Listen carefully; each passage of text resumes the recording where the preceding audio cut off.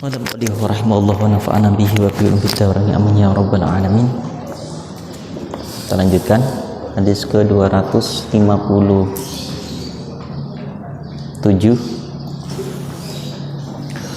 Qala Rasulullah sallallahu alaihi wasallam Allahumma khrijna min dhulumati wa akrimna bil ta'ala khair. Subhanaka la ilma lana illa ma 'allamtana innaka antal alim. Innallaha, sungguhnya Allah subhanahu wa ta'ala, inna sungguhnya Allah ta'ala maha tinggi Allah, idza apabila anzala dia menurunkan,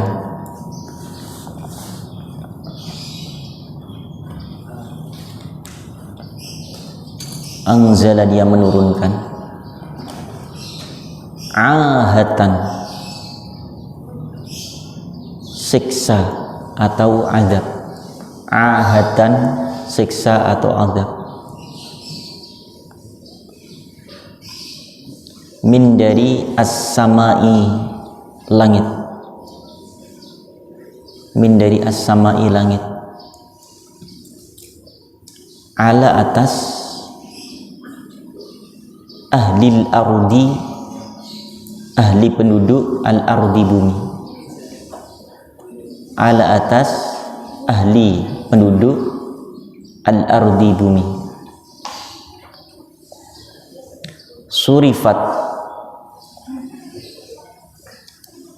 maka dihindarkan, surifat dihindarkan, an dari ummari, ummari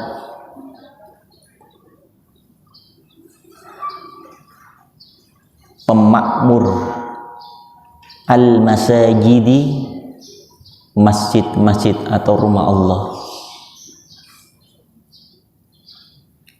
Nabi ulang, innallaha sesungguhnya Allah ta'ala maha tinggi Allah, idza apabila anzala dia menurunkan, ahatan adab atau siksa, minas samai dari langit, ala atas ahli penduduk al-ardi bumi, surifat maka dipalingkan atau dihindarkan, an dari ummari, ummari para pemakmur, al-masajid yaitu masjid-masjid atau rumah-rumah Allah subhanahu wa ta'ala. Rawa meriwayatkan Ibnu Asakir an Anas bahwa Allah subhanahu wa ta'ala ketika menurunkan azab ke dunia, apapun bentuk azab itu, maka Allah akan menyelamatkan kepada orang-orang yang menjadi pemakmur rumahnya. Dan itu banyak terjadi kisah yang dimana ada banjir bandang, yang rumah-rumah sekitar masjid habis, kemudian gedung-gedung juga hancur, tapi ada masjid yang tetap utuh karena dijaga oleh Allah Subhanahu wa ta'ala. Pernah terjadi di Situ Kintung,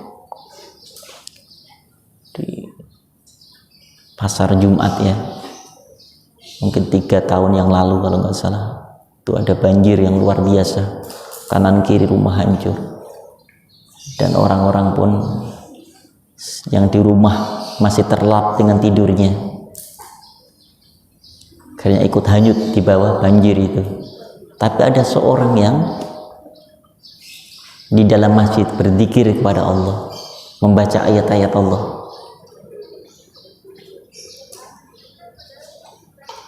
Tidak sedikit pun tersentuh dengan air bah itu. Itu diantaranya. Ya, yang satu bangun malam dengan melakukan maksiat jauh dari rumah Allah. Yang satu bangun juga mereka tapi memakmurkan rumah Allah. maka Allah jaga dan Allah naungi, sehingga selamatlah hamba-hamba yang menjaga atau memakmurkan rumah Allah Subhanahu wa ta'ala. Maka ketika ada banjir bandang dan ataupun musibah yang lainnya, biasanya paling dicari adalah tempat paling aman, yaitu ada masjid. Dulu pernah di Aceh ya, Salam ya, tahun berapa lah Salam? 2004. Ini Salam asal Aceh. Salam kena enggak rumahnya? Sarang ya, Sarman enggak juga, jauh. Nah, sekitar masjid Baitur Rahman apa Baitur Rahim? Baitur Rahman itu kan kena ya, semua kanan kiri kena ya. Tapi masjid Baitur Rahman dan orang-orang yang ada di dalam sebagai pemakmur rumah Allah dijaga oleh Allah. Dan setelah terjadi tsunami, Abi ke sana melihat kapal itu masih ada di daratan, sekarang dimuseumkan. Kapal yang beratnya beratus-ratus ton bisa ke kampung, airnya kemudian kembali ke laut, tapi kapalnya ketinggalan di kampung itu, di tengah-tengah kampung. Dan Abi naik kapalnya itu, ya Allah, sampai ke bawah ke tengah perkotaan. Kapal terbuat dari besi bertonton beratnya, Allahu Akbar, puluhan ribu ya, ada berapa ratus ribu meninggal, banyak, ratusan ribu meninggal saat itu juga ya. Ternyata nilai dunia yang mereka kumpulkan, bisnis yang mereka impi-impikan, ketika Allah sudah mengirimkan air bah saja sudah selesai saat itu juga. Hanya tinggal hitungan menit selesai. Jangankan dunia, bahkan nyawa kita pun gak mampu untuk kita pertahankan kalau Allah sudah menghendaki terjadinya musibah itu. Maka bersyukurlah anak-anakku, kita sebagai pemakmur rumah Allah, duhur, asar, maghrib, isya, subuh, kita selalu di rumah Allah. Insya Allah ini orang-orang yang menjadi pemakmur rumah Allah akan diberikan kegembiraan nanti. Basyiril masain, kabarkan gembira kepada mereka ketika waktu subuh sudah berbuyun-buyun, berbondong-bondong ke rumah Allah. Dengan apa? Binurit tamati yaumal qiyamah. Ada yang cahaya amat sangat sempurna, cahaya amat sangat indah sekali. Siapa mereka? Orang yang masih dalam kegelapan, dia menuju rumah Allah. Ini alhamdulillah anak-anak selalu mempraktekkan itu ya. Di antaranya tanda keimanan seseorang adalah dalam surah Taubah ayat 80, innama ya'muru masajidallah man amana billahi wal yaumil akhir wa aqama sholah wa ata zakah wa lam yakhsha illallah fa'asa ulaika ayyakunu minal muhtadin. Hanya orang yang beriman kepada Allah saja, hanya orang yang beriman sungguh-sungguh kepada Allah yang mau memakmurkan rumah Allah. Dia punya rumah, dia punya tempat tinggal yang mungkin lebih indah dari rumah Allah mungkin, tapi saat dipanggil oleh Allah, dia segera memenuhi panggilan Allah, karena itu adalah rumah yang disediakan oleh Allah untuk menyembah kepada Allah, tidak di rumahnya. Rumah untuk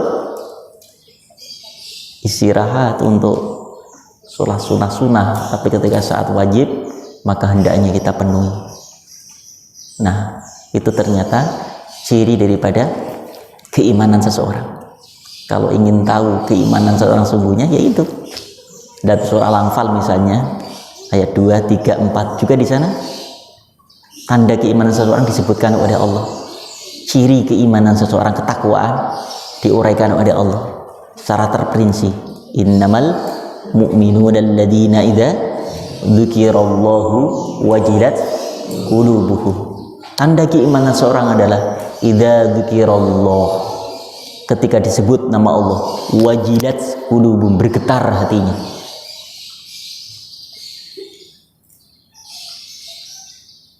Bergetarnya karena apa?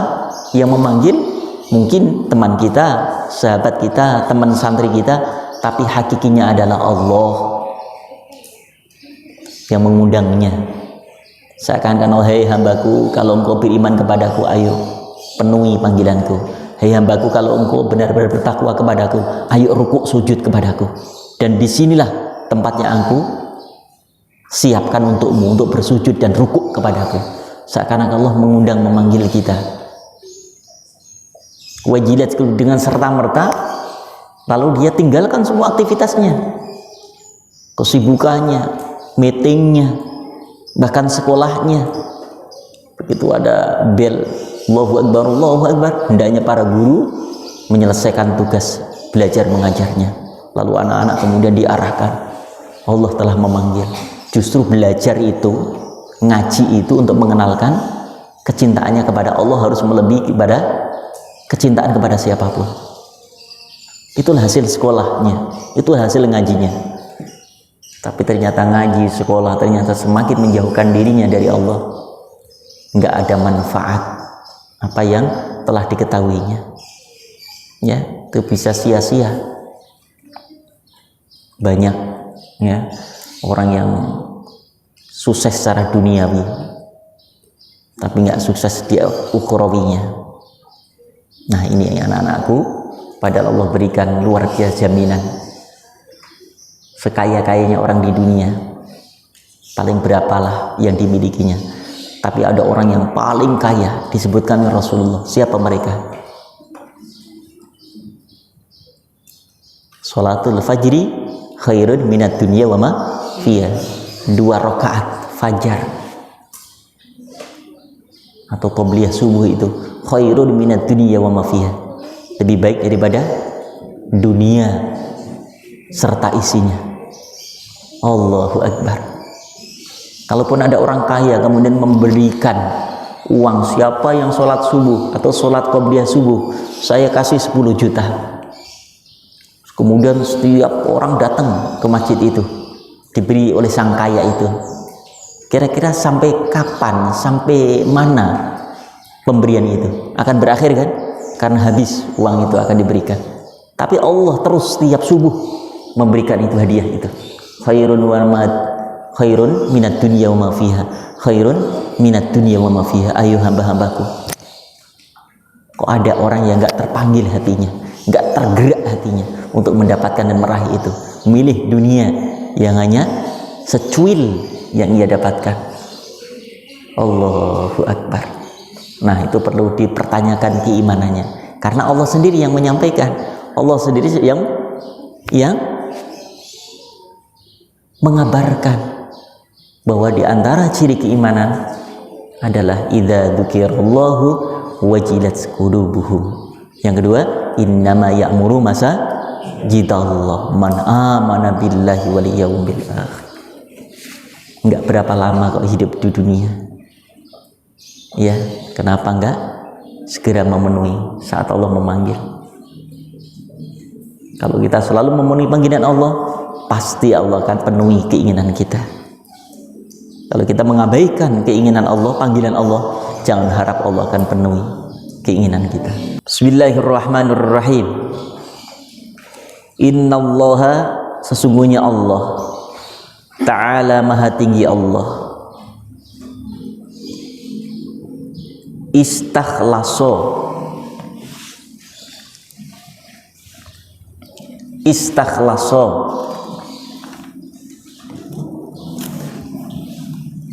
memurnikan,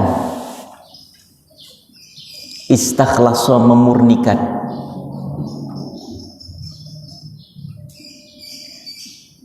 hada ini ad-din agama, linafsihi, li untuk nafsihi dirinya, nya kembali Allah. Sungguhnya Allah Subhanahu wa taala memurnikan agama ini untuk agama sebagaimana dalam Al-Quran disebutkan apa? Qul inni umirtu an a'budallaha mukhlishan lahuddin. Katakan Muhammad, ini umirtu, sungguhnya aku perintahkan an a'budallah, menyembah aku sebagai Tuhannya, mukhlishan lahuddin, yaitu hendaknya dengan ikhlas tulus karena Allah semata, bukan karena siapa-siapa. Bahkan dalam permulaan ketika sholat selalu kita kumandangkan untuk memantapkan bahwa apapun yang kita lakukan semata karena Allah. Inna sholati wa nusuki wa mahyaya wa mamati lillahi rabbil alamin. Selalu itu pemanasan supaya nggak ada niat secuil pun, hanya semata karena Allah. Wala yasluh, wa dan la tidak, yasluhu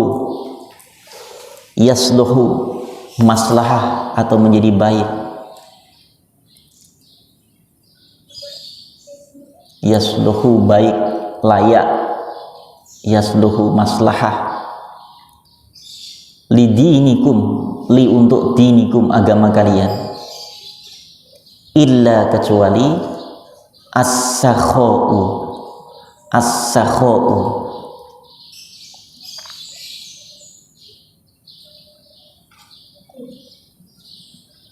as-sakha'u sifat dermawan atau sifat pemurah. As-sakha'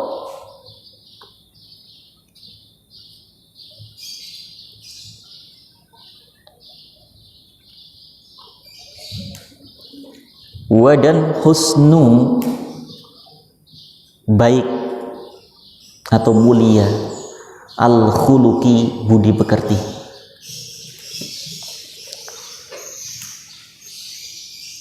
Sehingga dengan ketulusan amalnya, ibadahnya yang dilakukan semata-mata karena Allah, maka akan melahirkan seseorang menjadi orang yang pemurah, akan dibimbing oleh Allah, akan dituntun oleh Allah, tidak hanya menjadi seorang yang baik hubungannya dengan Allah karena dia sudah berbuat baik dengan Allah, hablum minallah dia lakukan dengan baik, maka Allah perbaiki hubungannya dia dengan manusia. Lihat, duk, kalian nanti akan berumah tangga, tolong ya, pesan Abi, amanah Abi, jangan sampai ketika saat kumandang adzan memanggil suami kita di rumah, paham dok? Sesoleh apapun itu tidak mencerminkan ketakwaan ketika ada kumandang adzan, sudah memanggil berkali-kali, sesibuk apapun suami kita, maka kita sebagai istri yang solehah hendaknya mengingatkan abang, Allah yang telah menghidupkan kita memanggil, Allah yang telah memberikan rezeki kita memanggil, Allah yang telah memberikan segalanya memanggil abang. Ya, kalau ternyata nggak berangkat juga, tolong abang, kalau abang nggak mau ke masjid, pakai mukena, silahkan abang pakai mukena ini, abang sholat di rumah, biar adik yang ke masjid. Ya, karena itu prioritas ketika seorang kepala rumah tangga sudah melangkahkan kakinya sebelum dia langkahkan ke tempat kerja. Seorang kepala rumah tangga sudah melihat, memandang cahaya Allah, keagungan Allah, kebesaran Allah sebelum dia melihat dunia. Maka saat keluar di masjid itu, fahuwa fi dhimmatillah, maka dia akan melangkah aktivitas menuju mencari ma'isyah, atau kehidupan dunia akan dibimbing oleh Allah, dipapah oleh Allah, dituntun oleh Allah. Dan itu adalah jaminan Allah fi dhimmatillah. Dan dia selalu akan dibahagiakan oleh Allah. Barakna haulah. Akan diberkahi semua, keluarganya, rumah tangganya, usahanya. Karena sudah menyenangkan Allah, membahagiakan Allah. Dengan selalu memenuhi panggilan Allah. Begitupun nih calon-calon santri, calon kiai, calon ulama. Jangan sampai di masyarakat merasa kita lebih alim daripada yang lainnya. Akhirnya sudah, biarlah untuk yang awam saja. Saya udah biasa ke masjid. Harus memberikan contoh, jadi teladan, ya, qudwatan li ummati. Karena tidak hanya omongan kita yang akan menjadi rujukan, menjadi panutan, tapi apa? Yang lebih mengena itu adalah haliyah, perbuatan kita, tingkah laku kita. Itu yang dilihat masyarakat. Jangan sampai ceramah ke sana kemari, ngajar ke sana kemari dengan segala kebaikan, tapi saat begitu adzan jamaahnya mencari kemana ini Pak Ustadz, nggak ada. Nah, ini sudah satu yang akan bisa menjadikan masyarakat itu kemudian menjauh dari kita, bahkan memberikan penilaian kepada kita yang tidak baik, walaupun yang lain itu baik. Ya, tolong dijaga. Sesibuk apapun, secapek apapun, sekantuk apapun, ketika Allah mengundang kita, Allah memanggil kita, segera penuh. Maka Allah akan perbaiki diri kita, akan perbaiki akhlak kita. Kemudian ala fazayyanu dinakum bihima. Ala fazayyanu. Zayyinu apa zayyanu? Fazayyinu dinakum bihima. Ala, maka ingatlah.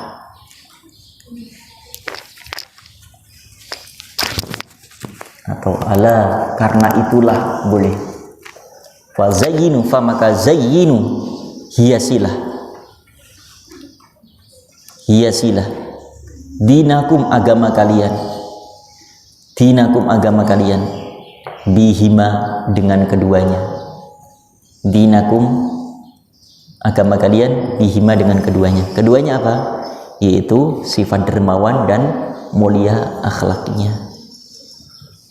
Insya Allah kalau sudah benar-benar setiap ibadah kita lakukan karena Allah semata, maka Allah akan berikan keduanya kepada kita. Bismillahirrahmanirrahim. Hadis berikutnya, qala Rasulullah sallallahu alaihi wasallam, inna, sesungguhnya, abghadu, paling dibenci, ar-rijal,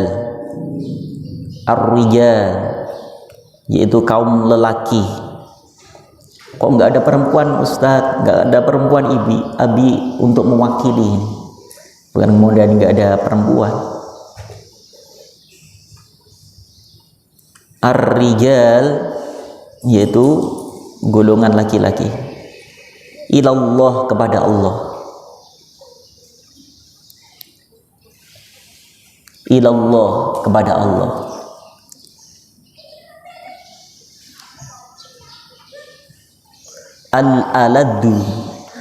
Al-aladu, gemar. Al-khosimi, bermusuhan. Al-khosimi, bermusuhan. Ada perbuatan yang amat sangat dibenci oleh Allah. Apa itu? Itu gemar menebar permusuhan. Kalau ada orang bertengkar, mesti dengan dia. Ada orang bertengkar, pasti dengan dia. Ada orang bertikai, pasti dengan dia. Itu juga ada orang-orang yang memang Gembarnya seperti itu. Kalau enggak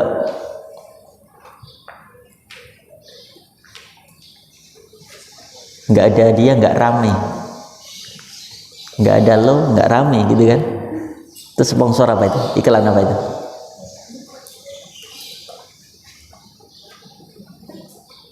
Membuat gaduh, membuat onar. Perempuan pun begitu, ya. Jangan sampai kita ditandai oleh teman-teman kita orang yang suka berantem, satu kelas, satu asrama berantem, sampai orang-orang sudah menduga siapa yang berantem, pasti Doni deh, gitu.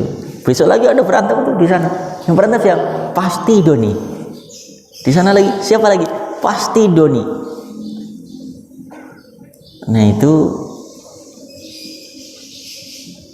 suatu hal yang bisa tidak hanya menimbulkan kebencian kepada teman-temannya, tapi Allah sendiri sudah menyatakan dalam hadis ini, Abu Ghadir Rijal, ya, suatu perbuatan yang amat sangat dibenci oleh Allah adalah mereka yang sering membuat permusuhan, keonaran,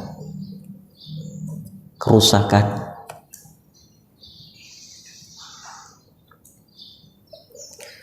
Kalau Rasulullah Shallallahu Alaihi Wasallam,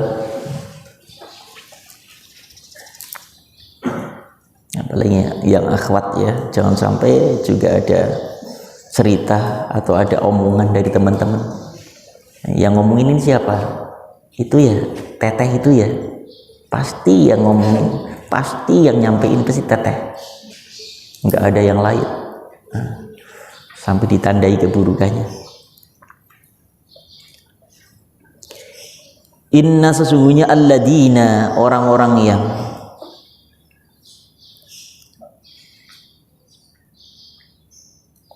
yasna'una, membuat, hadihi ini, as-surata, gambar. Surah bisa dipakai dengan ketika kita minta tolong gitu kan, untuk difotokan, untuk diambil gambar kamera, bisa menggunakan bahasa as-surah, tolong fotoin gitu kan.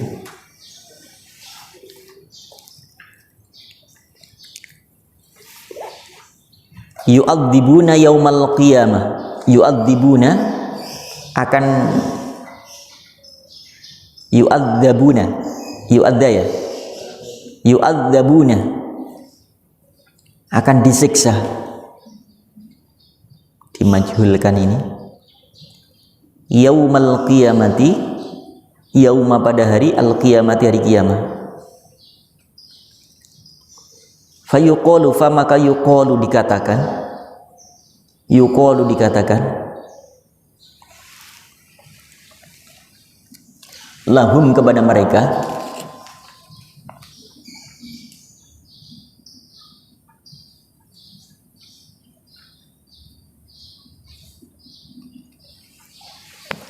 lahum kepada mereka, apa kalimatnya?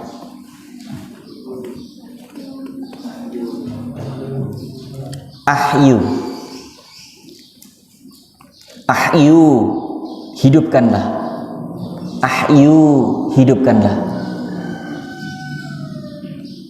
ma apa-apa, ma apa-apa, khalaqtum, yang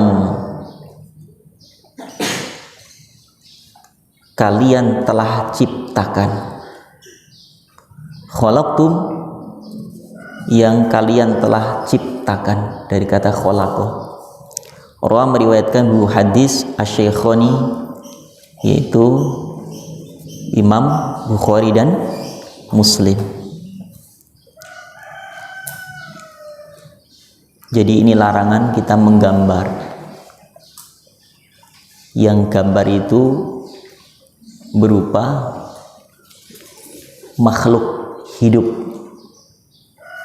gambar manusia, gambar binatang, apalagi yang makhluk hidup.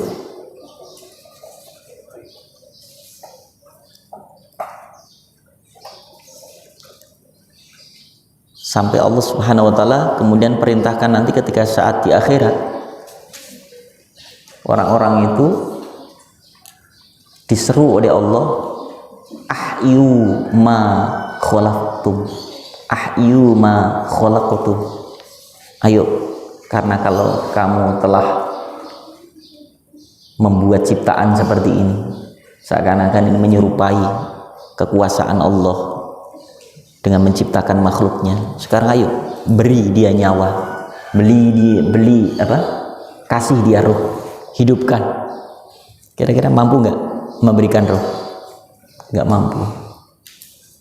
Lalu timbul pertanyaan kepada kita, gimana Abi kalau kita kan tidak gambar tapi foto, boleh nggak? Foto dengan gambar beda nggak? Bedanya di mana? Kalau gambar pakai patlot, pulpen, kalau foto pakai kamera. Nah, ini sebagian riwayat ada gambar-gambar tertentu yang memang diharamkan. Yang tadi menggambar tanpa ada tujuan, menggambar manusia lengkap dengan organ tubuhnya, atau bikin arca yang itu sudah menyamai dengan patung-patung yang pernah disembah oleh kaum kafir zaman jahiliyah dulu. Ada banyak ya di beberapa daerah yang kita tahu gambar melukis sebagai sumber pencariannya. Ada kan? Bikin patung, gambar, melukis, persis mirip dengan manusia itu. Tapi, nah ini ketika tidak sempurna, itu insya Allah tidak akan mendatangkan adab baginya. Maksudnya apa? Gambar misalnya hanya wajah saja, tidak ada kaki, tidak ada tangan, dan tidak ada telinga. Dia gambar tapi dia tidak kasih mata. Ada kan gambar melukis tuh yang anak-anak kecil aminasi. Nah, itulah.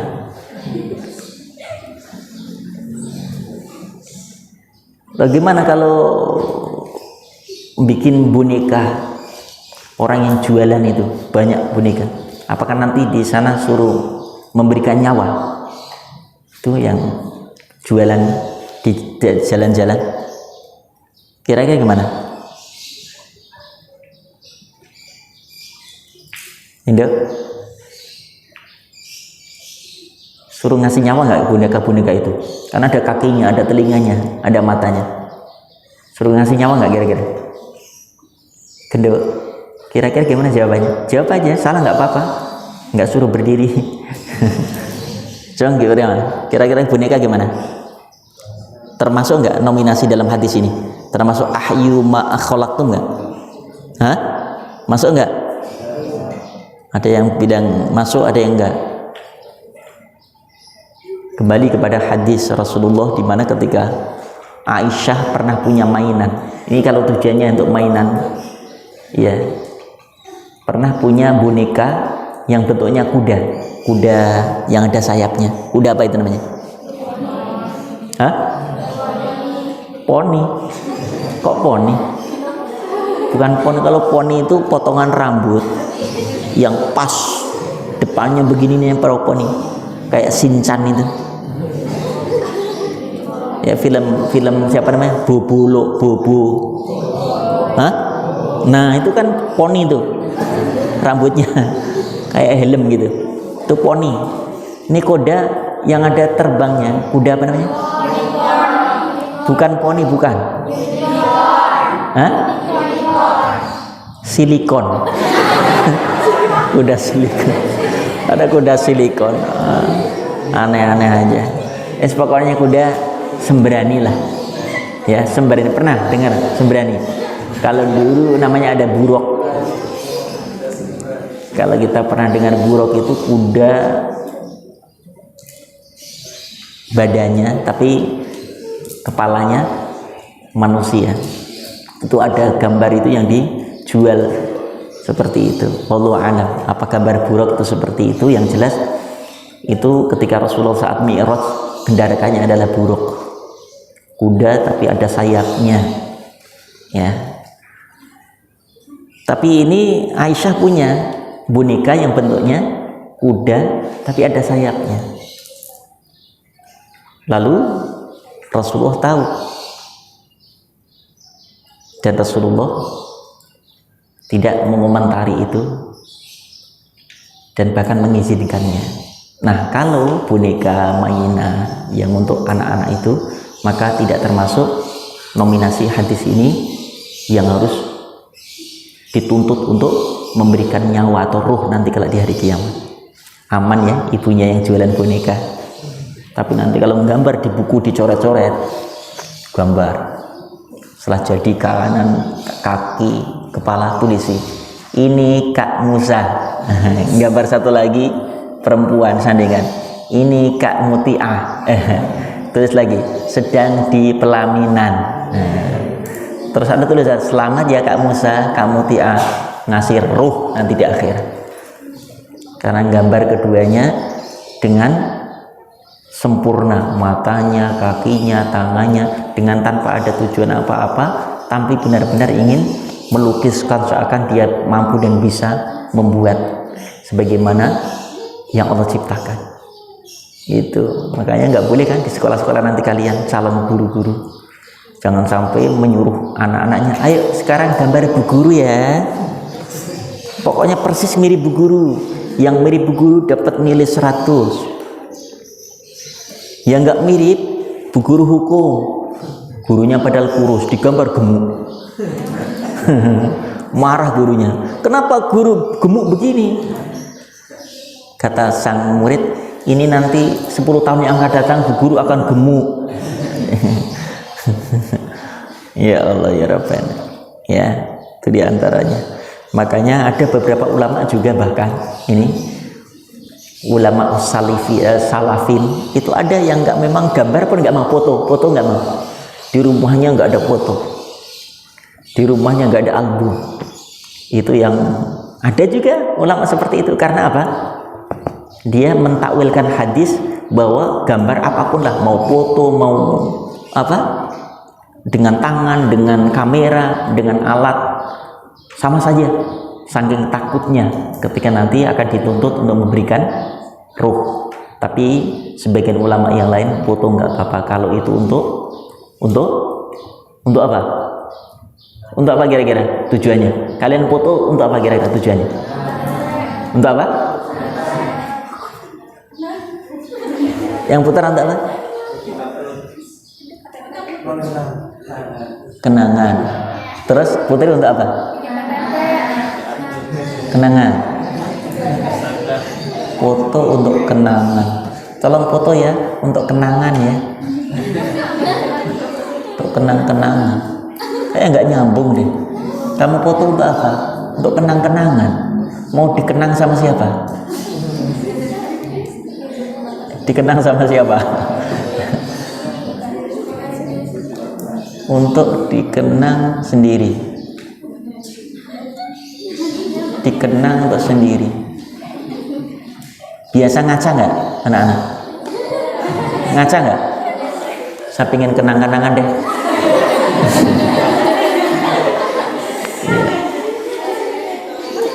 Tapi yang jelas saya serahkan kepada kalian. Yang jelas itu suatu hal apapun kembali kepada niat kita. Tapi insya Allah kalau foto mayoritas ulama memang memperbolehkan, maka aman kalian. Yang suka selfie ya aman deh ya insya Allah. Tapi kalau gambar-gambar makhluk dengan tujuan menyaingi ciptaan Allah, menyaingi karya Allah. Nah itulah bikin arca, bikin patung mirip sekali, seakan-akan dia bangga bahwa aku bisa membuat seperti ciptaan Allah. Nah inilah yang akan dituntut oleh Allah untuk memberikan roh nanti kalau di hari kiamat. Kalau nggak bisa, ya sudah pasti nggak bisa, kan disiksa terus menerus ya. Nanti kalaupun ada di antara kita mungkin punya saudara, punya keluarga yang berkiprah, berkarir di bidang melukis, tolong sampaikan hadis ini. Pak, setahu saya, Dek, Bang, setahu saya ini resikonya besar sekali menggambar, melukis seperti itu, membuat patung seperti itu, membuat arca seperti itu ya. Nggak seberapa nilainya dunia, tapi di akhirat suruh memberikan nyawa loh. Ini hadisnya, kasih aja hadisnya ini Pak, dibaca gitu ya, insyaallah manfaat. Baik, itu saja, mudah-mudahan manfaat. Subhanaka bihamdika asyhadu an la ilaha illa anta astaghfiruka wa atubu ilaik. Putri sudah setoran semua Anda? Setorannya di mana tadi?